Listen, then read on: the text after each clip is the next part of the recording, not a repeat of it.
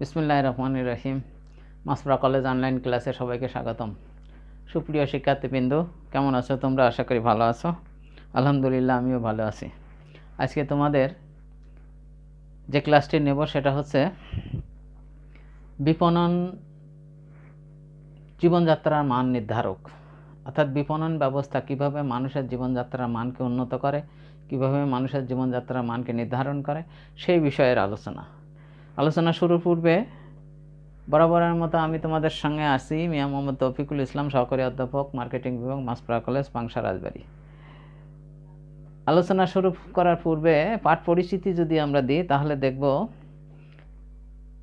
এটা বিপণন দ্বিতীয় পত্র, একাদশ দ্বাদশ শ্রেণীর প্রথম অধ্যায়ের লাস্ট অংশ। এই ক্লাস শুরু করার পরে চলো আমরা কিছু ছবি দেখি। মানসম্মত জীবন ধারণের জন্য একটা মানুষের যে জীবন উপকরণ প্রয়োজন সেই সংক্রান্ত বিষয়ের কিছু ছবি দেখি, যেগুলো বিপণন ব্যবস্থার ফলেই মানুষ ভোগ বা ব্যবহারের সুযোগ পাচ্ছে। এখানে দেখো যে অনেকগুলো উন্নত মানের জীবন আচরণের ক্ষেত্রে বা জীবন ধারণের ক্ষেত্রে যে ধরনের উপকরণগুলো দরকার সেই উপকরণগুলোর কিছু ছবি তোমাদের দেখানো হলো। আজকের পাঠ যদি আমরা আলোচনা করি তাহলে বলবো জীবনযাত্রার মান নির্ধারণ বিষয়টির ব্যাখ্যা, বিপণন জীবনযাত্রার মান নির্ধারক বিষয়টির ব্যাখ্যা, ভোক্তাই রাজা বিষয়টির ব্যাখ্যা। অর্থাৎ দুইটা জিনিস আমরা দেখব। একটা হচ্ছে বিপণন জীবনযাত্রার মান নির্ধারক এক, দ্বিতীয়ত হচ্ছে যে ভোক্তাই রাজা বিষয়টির ব্যাখ্যা। এখন আমরা এই ক্লাস শেষে যেটা জানতে পারবো সেটা হচ্ছে যে বিপণন জীবনযাত্রার মান নির্ধারক বিষয়টি ব্যাখ্যা করতে পারবে তোমরা। দ্বিতীয়ত ভোক্তাই রাজা এই বিষয়টিও তোমরা ব্যাখ্যা করতে পারবে। এরপরে যদি আমরা আলোচনায় আসি তাহলে দেখব বিপণন জীবনযাত্রার মান নির্ধারক বিষয়টির ব্যাখ্যা দিতে গেলে প্রথম যে বিষয়টা আমাদের আসবে সেটা হচ্ছে যে বিপণন কীভাবে মানুষের জীবন মানকে উন্নত করে। প্রথম হচ্ছে উপযোগ সৃষ্টি, ক্রিয়েটিং ইউটিলিটি। উপযোগ সৃষ্টি, বিভিন্ন ধরনের উপযোগ আছে। উপযোগ কাকে বলে? মানুষের অভাব পূরণের ক্ষমতাই হচ্ছে উপযোগ। উপযোগের মাধ্যম দিয়ে বিভিন্ন ধরনের চাহিদা পূরণ করা হয়। বিপণন উপযোগ সৃষ্টি করে, যেমন রূপগত উপযোগ, মালিকানাগত উপযোগ, সময়গত উপযোগ, এগুলো সত্যগত উপযোগ, স্থানগত উপযোগ, সেবাগত উপযোগ সৃষ্টি করে। এখন আমরা কি ধরনের উপযোগ বিপণন ব্যবস্থা সৃষ্টি করে? যেমন মালিকানাগত উপযোগ, ক্রয় বিক্রয় কার্যক্রমের মধ্যে দিয়ে পণ্যের মালিকানা হস্তান্তর হয়, অর্থাৎ একজন বিক্রয় করে আর একজন সেই পণ্যটা ক্রয়ের মধ্যে দিয়ে পণ্যের মালিকানা গ্রহণ করে। এটা এক ধরনের মালিকানাগত উপযোগ সৃষ্টি হয়। স্থানগত উপযোগ, অর্থাৎ বিপণন কার্যাবলীর মধ্যে দিয়ে যখন পণ্যটা এক স্থান থেকে অন্য স্থানে স্থানান্তরের মধ্যে দিয়ে যে উপযোগ সৃষ্টি হয় সেটাকে বলা হয় স্থানগত উপযোগ। এরপরে আরও আছে সময়গত উপযোগ। আমরা জানি যে অনেক পণ্য আছে বছরের একটি নির্দিষ্ট সময়ে উৎপাদিত হয় কিন্তু ভোগ হয় সারা বছর ব্যাপী। আবার এমন অনেক পণ্য আছে সারা বছর ব্যাপী উৎপাদিত হয় বাট ভোগ হয় একটা নির্দিষ্ট সময়ে। এই যে একটা নির্দিষ্ট সময়ে ভোগ চাহিদা পূরণ করবার জন্য এই পণ্যটাকে একটা নির্ধারিত সময় পর্যন্ত সংরক্ষণ করে রাখার প্রয়োজন পড়ে। এই যে একটি সময় থেকে আর একটা সময় পর্যন্ত, অর্থাৎ এক সময় থেকে আর একটা সময় পর্যন্ত পণ্যকে সংরক্ষণ করবার যেটা ব্যবস্থা সেটাকে বলা হয় সময়গত উপযোগ। বিভিন্ন ধরনের সেবা প্রদানের মধ্যে দিয়ে সেবাগত উপযোগের সৃষ্টি হয়। যাই হোক, বিপণন কার্যক্রমের মধ্যে দিয়ে বিভিন্ন ধরনের উপযোগ সৃষ্টি হয়, যে উপযোগগুলো মানুষের অভাব বা চাহিদা পূরণ করে থাকে। কোনো মানুষের যে চাহিদা থাকে, যে অভাব থাকে, যে আকাঙ্ক্ষা থাকে, সেটা যদি মানসম্মতভাবে পূরণ করা সম্ভব হয় তাহলে তার জীবন মান উন্নত হয়। অর্থাৎ বিপণন ব্যবস্থার মধ্যে দিয়ে উপযোগ সৃষ্টি হয়, সেই উপযোগ পূরণের মধ্যে দিয়ে মানুষের জীবন মান উন্নত হয়। এরপর বলছে চাহিদা ও যোগানের সমতা বিধান, adjusting supply and with demand. বিপণন কিভাবে চাহিদা ও যোগানের সমতা বিধান করে আমরা ইতিমধ্যে আলোচনা করেছি যে চাহিদা হচ্ছে কোনো পণ্যের ক্রয় সক্ষমতার সাথে সাথে ক্রয় ইচ্ছা এবং সেই সক্ষমতা ব্যয় করবার ইচ্ছা। আর যোগান হচ্ছে যখন যেখানে যে পরিমাণ পণ্য প্রয়োজন সেখানে সেই পরিমাণ পণ্য সরবরাহের ব্যবস্থা করা। তো বিপণন ব্যবস্থা মানুষের, যেমন বিপণনের প্রমোশনমূলক কার্যক্রমের মধ্যে দিয়ে পণ্যের চাহিদা সৃষ্টি হয় মানুষের মধ্যে, বিজ্ঞাপন, প্রচার, ব্যক্তি বিক্রয়তা, বিক্রয় প্রসারমূলক কার্যক্রমের মধ্যে দিয়ে পণ্যের চাহিদা সৃষ্টি হয় এবং সেই চাহিদা পূরণের জন্য প্রয়োজনীয় পণ্য সংশ্লিষ্ট জায়গায় সঠিক সময়ে সঠিকভাবে পৌঁছানোর মধ্যে দিয়ে যোগান নিশ্চিত করা হয়, ফলে চাহিদা ও যোগানের সমতা বিধান হয়। আর চাহিদা ও যোগানের যখন সমতা বিধান হয় তখন পণ্যের মূল্যের স্থিতিশীলতা থাকে। আর যখন পণ্যের মূল্যের স্থিতিশীলতা থাকে তখন পণ্যটা সহজেই ক্রেতারা স্বল্প মূল্যে ভোগ বা ব্যবহার করতে পারে এবং তাদের জীবনমান উন্নত করতে পারে। এরপরে বলা হচ্ছে সুষ্ঠু বন্টন নিশ্চিতকরণ, ইনশিওরিং প্রপার ডিস্ট্রিবিউশন। বিপণন ব্যবস্থার মধ্যে দিয়েই উৎপাদনকারীর উৎপাদিত পণ্য চাহিদা মতো সঠিকভাবে সেই ক্রেতাদের কাছে পৌঁছে দিয়ে বা ভোক্তাদের কাছে পৌঁছে দিয়ে সুষ্ঠু বন্টন নিশ্চিত করা হয়। সুষ্ঠু বন্টন ব্যবস্থার মধ্যে দিয়েই দেশ এবং বিদেশে উৎপাদিত পণ্য বিভিন্ন জায়গায় চাহিদা মতো সরবরাহের ব্যবস্থা করে সুষ্ঠু বন্টন নিশ্চিত করা হয়। আর সুষ্ঠু বন্টন ব্যবস্থা নিশ্চিতকরণের মধ্যে দিয়ে ক্রেতাদের ভোগ চাহিদা পূরণ হয় এবং ক্রেতারা সন্তুষ্ট হয় এবং তাদের জীবন মান উন্নত হয়। এরপরে কি বলা হয়েছে? ভোগের পরিমাণ বৃদ্ধি। ভোগের পরিমাণ বৃদ্ধি পায়। বিপণন এমন একটি পদ্ধতি বা এমন একটি সিস্টেম যার মধ্যে দিয়ে ক্রেতাদের মধ্যে পণ্য ক্রয়ের আকাঙ্ক্ষা জাগ্রত করা হয় বিভিন্ন প্রমোশনমূলক কার্যক্রমের মধ্যে দিয়ে। আর ক্রেতাদের মনের মধ্যে যখন পণ্য ক্রয়ের আগ্রহ বাড়ে তারা সেই পণ্যটা বেশি বেশি ভোগ বা ব্যবহার করবার চেষ্টা করে। আর ভোগ বা ব্যবহার করবার চাহিদা পূরণ করবার জন্য উৎপাদনের পরিমাণ বৃদ্ধি হয়, অর্থাৎ বৃহদায়তন উৎপাদন সৃষ্টি হয়। আর বৃহদায়তন উৎপাদন হলে পণ্যের মূল্যের ন্যায্য মূল্য নিশ্চিত হয়, অর্থাৎ উৎপাদন খরচ কম হয় এবং এতে ক্রেতারা বা ভোক্তারা ন্যায্য মূল্যে পণ্যটা পেয়ে থাকে। আর যখন কোনো ক্রেতা বা ভোক্তা ন্যায্য মূল্যে, অল্প মূল্যে, স্বল্প মূল্যে পণ্যটা পায়, হ্রাসকৃত মূল্যে পণ্যটা পায়, তখন তার ক্রয় সক্ষমতা বৃদ্ধি পায় এবং সে বেশি পরিমাণে পণ্য ভোগ করবার চেষ্টা করে এবং বেশি পরিমাণ পণ্য ভোগ করবার বা ক্রয় করবার সক্ষমতা অর্জন করে। অর্থাৎ এই বিপণন ব্যবস্থায় কিন্তু মানুষের ভোগের পরিমাণ বৃদ্ধির মধ্যে দিয়ে তাদের জীবনমানকে উন্নত করে। এরপরে বলা হয়েছে পণ্যের মান উন্নয়ন। বিপণন ব্যবস্থা কিভাবে পণ্যের মান উন্নয়ন করে? Improvement of the quality of product. প্রতিনিয়ত ক্রেতাদের রুচি, পছন্দ, ইচ্ছা, আকাঙ্ক্ষাকে পূরণ করবার জন্য ক্রেতাদের চাহিদা মতো পণ্য সরবরাহের ব্যবস্থা নিশ্চিত করে বিপণন ব্যবস্থা। আর ক্রেতাদের আকাঙ্ক্ষা পূরণের লক্ষ্যে উৎপাদনকারীরাও বিপণনকারীদের দেওয়া তথ্য মতে পণ্যের মান উন্নয়ন করে থাকে, ফলে ক্রেতারা মানসম্মত পণ্য ভোগের সুযোগ পায়। আর যখন কোনো ক্রেতা বা ভোক্তা মানসম্মত পণ্য ভোগ করতে পারে বা ভোগের সুযোগ পায় তখন সে তার জীবন মান উন্নত হয় এবং সে মানসম্মত পণ্য ভোগ করে স্বাচ্ছন্দ্য বোধ করে, সন্তুষ্টি অর্জন করে। এভাবেই বিপণন ব্যবস্থা মানুষের জীবনযাত্রার মান নির্ধারক হিসেবে কাজ করে। এরপরে হচ্ছে পণ্যের নতুন বাজার সৃষ্টি, ক্রিয়েশন অফ নিউ মার্কেটস। সুপ্রিয় শিক্ষার্থীবৃন্দ, তোমরা জানো যে বাজার বলতে মার্কেটিংয়ের ভাষায় কোনো পণ্যের প্রকৃত ও সম্ভাব্য ক্রেতা ভোক্তাদের সমষ্টিকে বোঝায়। যখনই কোনো পণ্য বাজারে আসে তখন সর্বোচ্চ প্রমোশনমূলক কার্যক্রমের মধ্যে দিয়ে সেই পণ্যের চাহিদা সৃষ্টি করার চেষ্টা করা হয় এবং ক্রেতারা সৃষ্টি করার চেষ্টা করা হয়। ক্রেতাদের আকাঙ্ক্ষা, ক্রেতাদের চাহিদা, ক্রেতাদের রুচি, পছন্দ, ইচ্ছা অনুসারে পণ্য সরবরাহের মধ্যে দিয়ে ক্রেতাদের সন্তুষ্টি বিধানের চেষ্টা করা হয়। আর তার মধ্যে দিয়ে ক্রেতারা যখন কোনো পণ্য ভোগ বা ব্যবহারের মধ্যে সন্তুষ্টি অর্জন করে তখন সে নিজে সেই সংশ্লিষ্ট পণ্যটা ভোগ তো করেই, আরও অন্যদেরকেও সেই পণ্য ভোগ করতে আগ্রহী করে তোলে।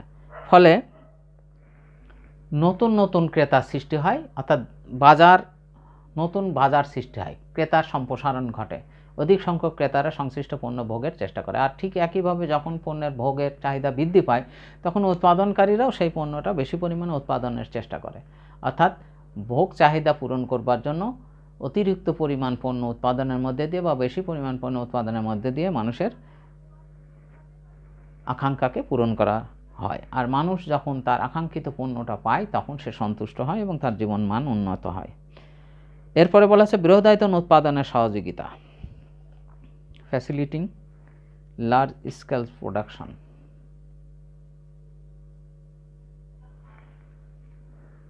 বিপণন ব্যবস্থা কিভাবে বৃহদায়তন উৎপাদনের সহযোগিতা করে বা সহায়তা করে সেই ব্যাখ্যা যদি আমরা দিতে যাই তাহলে দেখব যেহেতু বিপণন ব্যবস্থা মানুষের পণ্য ক্রয়ের আকাঙ্ক্ষা বৃদ্ধি করে চাহিদা সৃষ্টি করে, চাহিদা অনুসারে পণ্য সরবরাহের ব্যবস্থা করে, এবং চাহিদা অনুসারে যখন পণ্য সরবরাহের ব্যবস্থা করে তখন পণ্যটা ভোগ বা ব্যবহারের মধ্যে দিয়ে ক্রেতাদের একটা সন্তুষ্টি অর্জিত হয়। আর কোনো ক্রেতা যখন কোনো পণ্য ভোগের মধ্যে দিয়ে সন্তুষ্টি অর্জন করে তখন কিন্তু সে শুধু নিজেই পণ্যটা ভোগ করে না, অন্যদেরকেও সংশ্লিষ্ট বা উক্ত পণ্য ভোগে আগ্রহীত করে তোলে বা উৎসাহিত করে।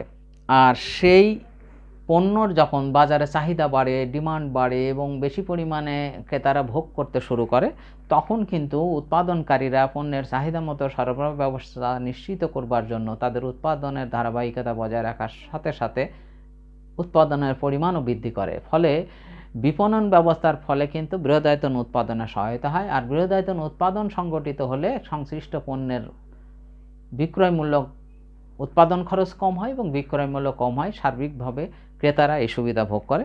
ফলে তাদের বৃহদায়তন উৎপাদন সুবিধার কারণে তাদের জীবনমানের উন্নয়ন ঘটে। কর্মসংস্থানের সুযোগ সৃষ্টি, ক্রিয়েটিং এমপ্লয়মেন্ট। কর্মসংস্থান কীভাবে সৃষ্টি? দেখো সুপ্রিয় শিক্ষার্থীবৃন্দু, তোমরা জানো যে বিপণনের অনেকগুলো কাজ আছে, ক্রয়, বিক্রয়, পরিবহন, গুদামজাতকরণ, মান নির্ধারণ, শ্রেণীবদ্ধকরণ, বিজ্ঞাপন, প্রচার, ব্যক্তি বিক্রয়িকতা, অনেকগুলো ফাংশন আছে মার্কেটিং সিস্টেমে। এই প্রত্যেকটি কাজের জন্য প্রচুর পরিমাণে লোকের কর্মসংস্থানের সুযোগ সৃষ্টি হয়।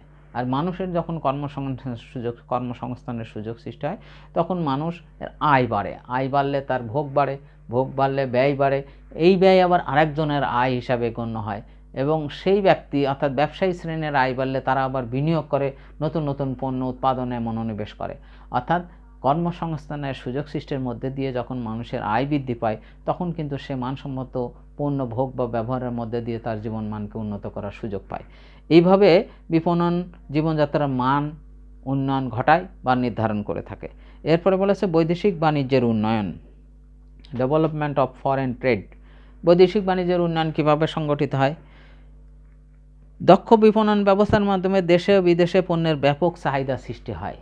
সুপ্রিয় শিক্ষার্থীবৃন্দ, তোমরা জানো যে বিপণন এমন একটি প্রক্রিয়া যার মধ্যে দিয়ে ক্রেতাদের মধ্যে পণ্য ক্রয়ের আকাঙ্ক্ষা বা চাহিদা সৃষ্টি করা হয়, সেটা দেশে হোক আর বিদেশে হোক। দক্ষ বিপণন ব্যবস্থা, দক্ষ বাজারজাতকরণ সিস্টেম এবং বিভিন্ন ধরনের প্রমোশনমূলক কার্যক্রমের মধ্যে দিয়ে দেশে এবং বিদেশে ক্রেতাদের মধ্যে প্রচুর পরিমাণে পণ্য ক্রয়ে আগ্রহী করে তোলা হয়। ফলে দেশের বাজারের সঙ্গে সঙ্গে বিদেশের বাজারেও পণ্যের চাহিদা সৃষ্টি হয় এবং বেশি পরিমাণ পণ্য বিক্রয়ের ব্যবস্থার মধ্যে দিয়ে বৈদেশিক বাণিজ্যের উন্নয়ন ঘটায় এবং দেশে এবং বিদেশের মানুষ বিভিন্ন কার্যক্রমের মধ্যে দিয়ে মানসম্মত পণ্য ভোগ করতে পারে। আর মানসম্মত পণ্য ভোগের মধ্যে দিয়ে মানুষের জীবন মানের উন্নয়ন ঘটে। এরপরে বলা হয়েছে প্রাকৃতিক সম্পদের সদ্ব্যবহার। দেশের বিভিন্ন অঞ্চলে বিক্ষিপ্তভাবে প্রচুর পরিমাণে প্রাকৃতিক সম্পদ আছে, সেইগুলোকে কাজে লাগিয়ে ভোক্তাদের চাহিদা পূরণের যে চেষ্টা করা হয় সেটাকেই বলা হয় প্রাকৃতিক সম্পদের সদ্ব্যবহার। অর্থাৎ বিভিন্ন প্রক্রিয়ার মধ্যে দিয়ে দেশের বিক্ষিপ্তভাবে ছড়িয়ে ছিটিয়ে থাকা প্রাকৃতিক সম্পদকে উৎপাদনের আওতায় নিয়ে এসে নতুন নতুন পণ্য উৎপাদনের মধ্যে দিয়ে এবং সেই পণ্যগুলো ক্রেতাদের সরবরাহের মধ্যে দিয়ে তাদের জীবনমান উন্নয়ন করা সম্ভব হয়। সামাজিক কল্যাণ সাধন, সোশ্যাল ওয়েলফেয়ার। বর্তমানে বিপণন কার্যক্রম পরিচালনা করার সময় ভোক্তার সমাজের বা পরিবেশে যাতে কোনো ক্ষতি না হয় সেদিকেও ভোক্তার সাথে সাথে সমাজের বা পরিবেশের যাতে কোনো ক্ষতি না হয় সেই দিকটাও লক্ষ্য রাখা হয়। এই সমাজে কোনো পণ্যের শুধুমাত্র ক্রেতারাই থাকে না, এমন অনেক ব্যক্তি থাকে যারা এই সমাজে বসবাস করে কিন্তু সংশ্লিষ্ট পণ্যের বর্তমান ভোক্তা বা ক্রেতা নয়, ভবিষ্যতের বা সম্ভাব্য ভোক্তা বা ক্রেতা হতে পারে। পণ্য বিপণনের ক্ষেত্রে এখন বর্তমান আধুনিক বাজারজাতকরণ মতবাদ অনুসারে সমাজে বসবাসকারী মানুষের কল্যাণেও অনেক ভূমিকা পালন করে। তোমরা লক্ষ্য করে থাকবে বিভিন্ন ধরনের বিজ্ঞাপন চিত্রের মধ্যে আমরা দেখি সামাজিক সচেতনতামূলক বিজ্ঞাপন থাকে, যার মধ্যে দিয়ে সমাজের মানুষদেরকে বিভিন্ন ধরনের কাজে উৎসাহিত করা হয়, বিভিন্ন ধরনের ক্ষতিকর কাজ থেকে নিরুৎসাহিত করা হয়, এর মধ্যে দিয়ে সামাজিক কল্যাণ সাধন করা হয়। আধুনিক বিপণন দর্শন প্রয়োগ। ভোক্তার রুচি, পছন্দ, ইচ্ছা, আকাঙ্ক্ষাকে গুরুত্ব দিয়ে বিপণন কার্যক্রম পরিচালনা করা হয়। আধুনিক বিপণন দর্শনে মনে করা হয় ভোক্তারাই রাজা বা রানী। ভোক্তা যদি সন্তুষ্ট থাকে, পণ্য ভোগ বা ব্যবহারের মধ্যে দিয়ে সে যদি তৃপ্তি লাভ করে, তাহলে সে সেই পণ্যটা নিজে ভোগ করবে ও অন্যকে পণ্যটা ভোগ করতে উৎসাহিত করবে। কিন্তু যদি কোনো পণ্য ভোগ বা ব্যবহার করে ক্রেতা যদি অসন্তুষ্ট হয়, সে তো নিজে পণ্যটা কিনেই না, অন্যকেও পণ্য ক্রয়ে নিরুৎসাহিত করে। সে কারণে আধুনিক বিপণন দর্শন প্রয়োগের মধ্যে দিয়ে ক্রেতাদেরকে সেই সব পণ্যই প্রদান করার চেষ্টা করা হয়, সরবরাহ করার চেষ্টা করা হয় যে সকল পণ্য ক্রেতারা পাওয়ার আকাঙ্ক্ষা করে এবং সেই পণ্য পাওয়ার মধ্যে দিয়ে তাদের সন্তুষ্টি অর্জন সম্ভব হয়। তো আগে যেমন পণ্য উৎপাদন করে বিক্রি করার চেষ্টা করা হতো, এখন কিন্তু পণ্য উৎপাদনের পূর্বেই ক্রেতাদের কাছে সেই পণ্যের চাহিদা আছে কিনা বা ক্রেতারা কী পণ্য পাওয়ার আকাঙ্ক্ষা করে সেটা মাথায় রেখে পণ্য উৎপাদন করা হয় এবং বাজারজাতকরণ করার ক্ষেত্রে যে কোনো পণ্য ক্রেতাদের কাছে গুছিয়ে দেওয়ার চেষ্টা না করে, বরং ক্রেতারা যা চায়, যেভাবে চায়, যে মূল্যে চায়, যে কোয়ালিটিতে চায়, যে গুণে মানে চায়, সেই পণ্য সরবরাহের মধ্যে দিয়ে তাদের সন্তুষ্ট করার চেষ্টা করা হয়। কারণ ক্রেতারা সন্তুষ্ট হলে সেই পণ্যের চাহিদা ক্রেতাদের মধ্যে বাড়বে এবং তারা দীর্ঘমেয়াদী সেই পণ্য ভোগ বা ব্যবহার করবে এবং অন্যদেরকেও পণ্য ক্রয়ে আকৃষ্ট করবে। অর্থাৎ ক্রেতারা মানসম্মত পণ্য পেলে সেই পণ্যের ভোগের মাধ্যম দিয়ে ক্রেতাদের জীবন মান উন্নত হয় এবং এর মাধ্যম দিয়ে ক্রেতাদের জীবনযাত্রার মান নির্ধারিত হয়।